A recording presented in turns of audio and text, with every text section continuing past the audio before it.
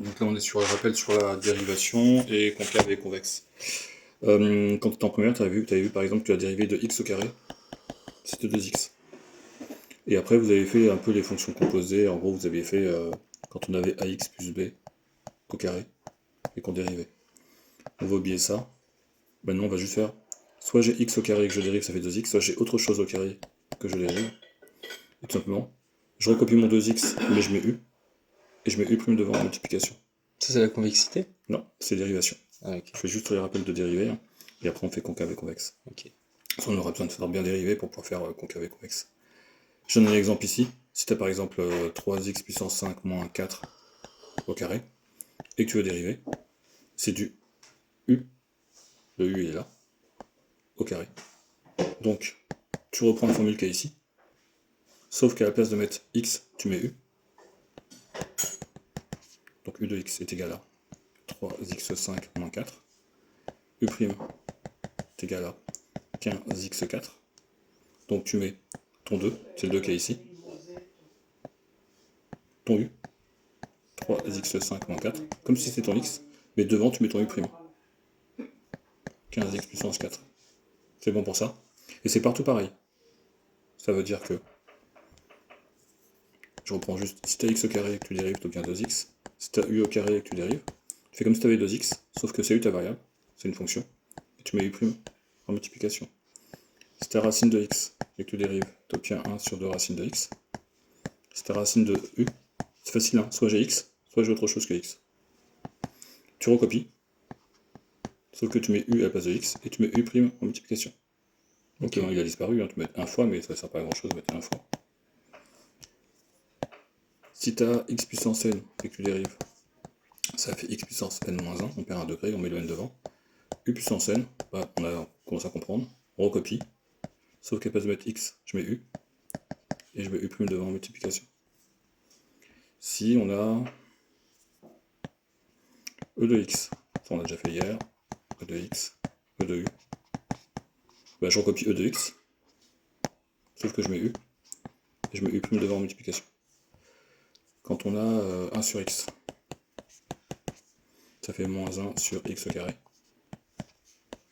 Quand on a 1 sur u, je recopie. À la place de mettre x, je mets u. Donc ça fait 1 sur u au carré, avec le petit moins, et je mets u' en haut en multiplication.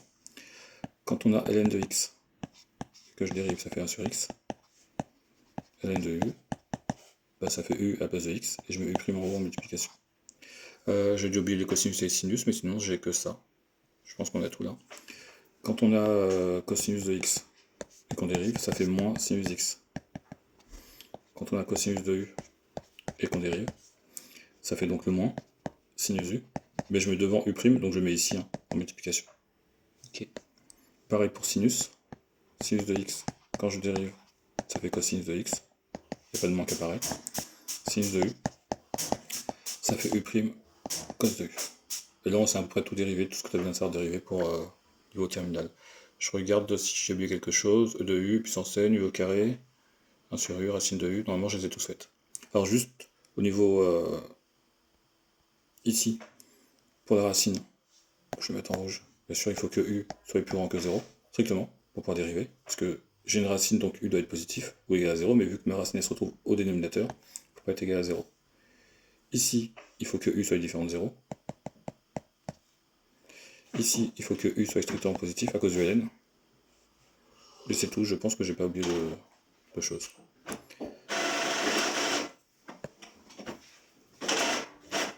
Faut pas hésiter à faire une petite fiche dessus, hein. Si tu connais par cœur, après la fiche te met à la poubelle, hein, pour faire bien mémoriser. On est sur concave et convexe maintenant. Donc, le plus simple c'est de prendre la fonction f de x égale x au carré. Et cette fonction elle est convexe. Elle est convexe parce que quand tu prends un point sur la courbe et que tu traces la tangente, ouais, très mal tracé ma tangente, tes tangentes elles sont situées en dessous. D'accord. Elle est convexe sur son ensemble de définition. Donc sur R. Quand est-ce qu'on sait qu'une fonction est convexe? F est convexe sur un intervalle, c'est seulement si sa dérivée première est croissante sur un intervalle, ce qui veut dire que sa dérivée seconde est positive sur un intervalle. D'accord pour ça. Oui. On teste pour f de x égale x au carré. Je dérive. Ça fait 2x. La fonction 2x, elle est bien croissante. f de x égale 2x, elle est croissante, donc ça marche. Et si je dérive une deuxième fois, parce que c'est plus simple d'étudier les signes, bon là c'est facile d'étudier les variations de 2x, ça donne 2, c'est positif. Ok, donc ça donne ça. Et c'est une équivalence. Ça veut dire que si tu sais que tu es convexe, tu sais que ta dérivée première est croissante, tu sais que la dérivée seconde est positive, et si tu sais l'un des trois, automatiquement les trois sont bons.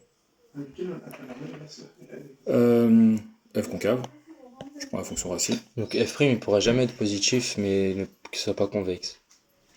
F', Il pourra jamais être croissant et que ce soit pas convexe. si f' est croissant, ta dérivée, ta fonction est convexe. Ok. Ouais. C'est une équivalence. Dès que tu en as un qui est bon, les trois sont bons. Ok. La fonction racine. Si je prends un point sur la fonction racine, est-ce que je reste la tangente? Elle est au-dessus. Un autre point, elle est au-dessus. Un autre point, elle est au-dessus. Par rapport à tout à l'heure, toutes les tangentes étaient en dessous. Ok. Donc, tout simplement concave. Les tangentes sont au-dessous.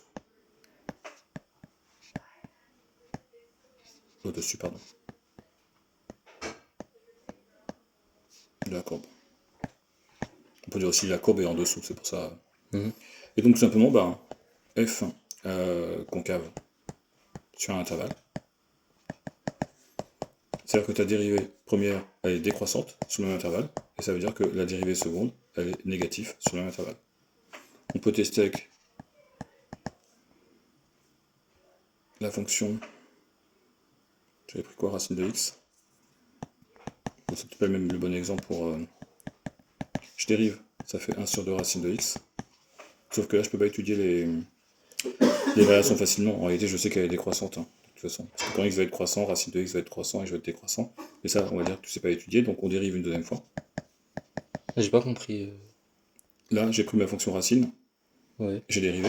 Oui. Mais pourquoi là on a dit on peut pas. Ah, tu connais pas les variations de ça directement. Ah ok, oui. C'est juste ça. Moi, je sais, parce que si x augmente, racine de x, la fonction racine, elle augmente, et donc 1 sur racine de x est décroissante. Et c'est pas comme ça que vous l'étudiez. Là, je vous dis, quand on sait pas étudier les variations d'une fonction, qu'est-ce qu'on fait?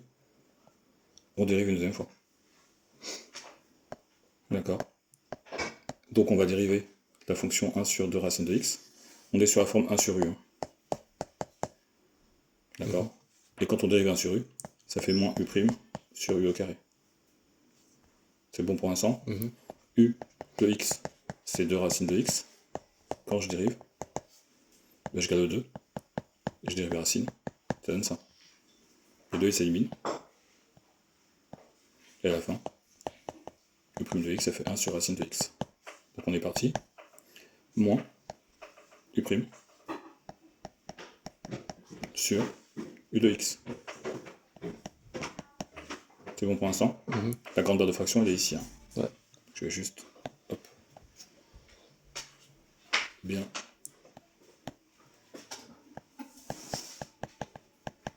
Voilà, c'est plus joli comme ça. On est d'accord que ça, c'est positif. Ça, c'est le signe qui m'intéresse. Ça, c'est positif. Oui. Donc, c'est négatif. Si cette dérivée est négative, c'est que la fonction est décroissante. Ouais. Donc là, on vient en même temps de montrer ça, mais à la limite, on n'a pas besoin. Dérivée négative, la fonction est concave. Mais concrètement, comment on sait que ça c'est inférieur à 0? Une racine, c'est toujours positif. Oui. Là. Tu parles de quoi? De tout, on est d'accord, Ouais. Ok. Une racine, c'est toujours positif. Une racine, c'est toujours positif. Et j'ai un moins de 20. Ok. C'est le moins qui fait que c'est parce que je suis positif ici, je suis positif ici. J'ai pas fait du plus divisé par du plus.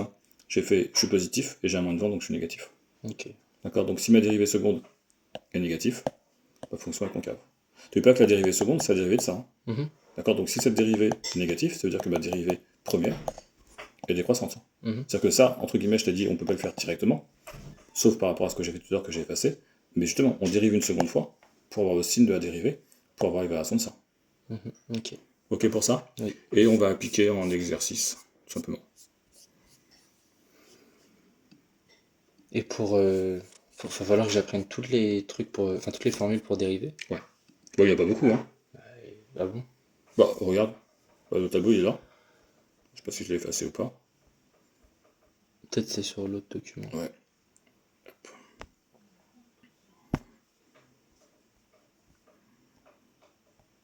Bon, ça va quand même. Hein. Ouais. 1, 2, mettre un peu de couleur.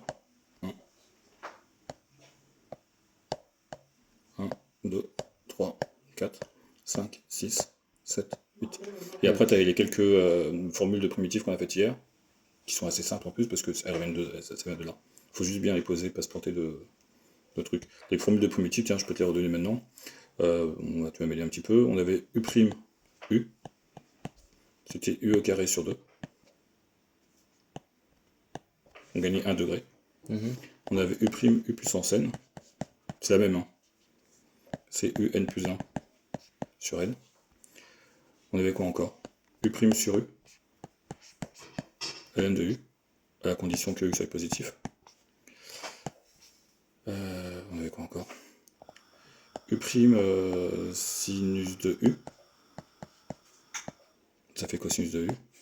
Sauf que quand je dérive cosinus de U, j'obtiens un moins. Donc soit j'ai un moins ici, soit j'ai un moins ici au choix. Je crois que dans ton cours, c'était un moins ici. C'est quand je dérive ça. Quand je dérive cosinus de U, j'obtiens moins U' sinus de U. Ok. Donc soit j'ai un moins ici, soit j'ai un moins ici. Je me souviens plus dans ton bouquin, dans ton cours, si le moins était ici ou ici. Pas très très grave. U' cosinus de U, là il n'y a pas de moins qui apparaît. Ça fait sinus de U. Là c'est les primitives. Dis-moi ce que j'ai oublié. U' E de U. Racine. Oh, j'aime pas racine, mais racine de U, ça fait U' sur 2 racine de U. D'accord? Le 2 il peut être soit ici, soit ici. Ok. D'accord? Et je crois qu'on a tout là. Si éventuellement si t'as U' sur U puissance n, tu t'embêtes pas. Tu fais comme si c'était U', U puissance n moins 1. Et tu t'occupes de la primitive de ça. D'accord? On avait dit qu'on gagnait 1 degré. Donc ça fait U puissance. Donc c'était par contre je me suis trompé. Ouh, j'ai été trop vite là. J'étais déjà en train de faire ma primitive. U puissance moins n. J'ai remonté mon U puissance n, j'ai remonté en haut. J'ai changé le signe de l'exposant. D'accord? Et tout simplement, je fais comme la formule qui est ici. Celle-ci. J'ai gagné 1 degré. Hop, il manque le plus 1 ici. Je sais pas pourquoi j'ai pas mis. Ici, j'avais mis juste n. Ça disait pas n plus 1. Peut-être que j'ai dit à l'oral, il faudra que tu regardes, c'est pas très très grave. Si c'est grave si tu le fais pas, mais ici je gagne 1 degré. Donc ça fait moins n plus 1.